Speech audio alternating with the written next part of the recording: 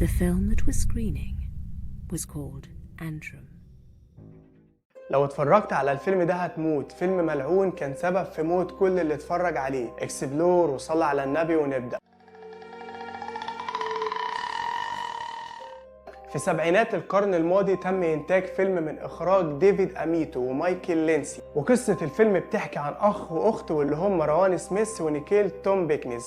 والأخين دول عملوا مغامرة في الغابة، وسبب المغامرة دي إنهم بيحفروا حفرة في الأرض علشان يلاقوا طريقة من الجحيم أو الشيطان علشان يسترجعوا روح كلبهم اللي مات.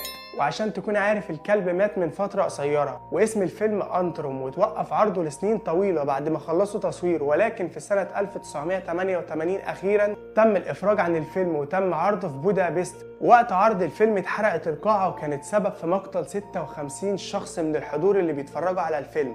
وكل ده في ظروف غامضة، يعني مفيش سبب محدد، لكن وارد يكون قضاء وقدر، مش شرط سبب معين. بس بعدها بحوالي 5 سنين كده، تحديدا في سان فرانسيسكو سنة 1993 تم عرض الفيلم في مبنى كسينما. وفي نفس الوقت عرض الفيلم انفجر المبنى لسبب مجهول، والانفجار ده كان سبب في موت 30 شخص. واختفت النسخة المادية الوحيدة للفيلم في الحادث ده.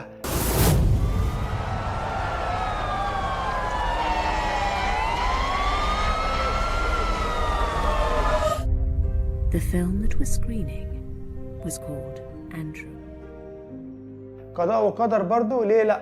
لكن الفيلم فيه حاجة غلط. أكيد شفتوا فيلم عادة لينتقم والمصايب اللي حصلت بسببه وقت عرضه في السينما والبيوت، بس مخرجين الفيلم قالوا إن فيه جزء سري في الفيلم مش كل المشاهدين هيشوفوه، واللي هيشوف الجزء الملعون ده من الفيلم فالأكيد إنك هتموت. الغريب إن الفيلم اختفى وتم اكتشافه من تاني، والمخرجين حطوا رموز سحرية بتيجي وتختفي بين اللحظة والتانية. وعلشان تتأكد من كلامي، في بداية الفيلم بتظهر عدة تحذيرات على الشاشة وبيحذرك إن الفيلم يثير الشعور بالقلق وكمان نوبات مرضية ونوبات فزع، وكل اللي بيحصل ده ممكن يؤدي بالنهاية لموتك. بالإضافة لتقديم مقدمة إن هم بيخلوا المسؤولية لأي شيء هيحصل من ورا الفيلم ده. بس الموضوع ما انتهاش على كده، لأن في سنة 2020 تم اكتشاف الفيلم من مخرج اسمه 13 لفوربس، وتم عرضه في المهرجان الدولي للسينما، وكمان هيتم عرضه في اليابان وهياخد لفة حوالين السينمات العالمية.